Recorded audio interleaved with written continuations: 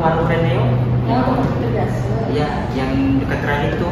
Oh, boleh tuh. Yang dekat sama UI tuh nggak salah. Oh iya. Iya, kita kan sering nongkrong di situ ya. Iya. Oh, Situ aja.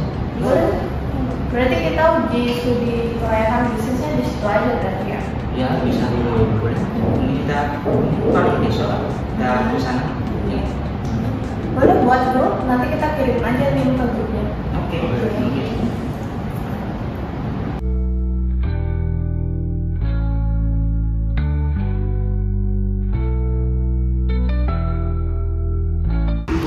Halo guys, sekarang kita akan menuju warung Reneo.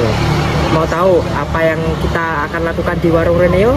Mari ikuti kita semua.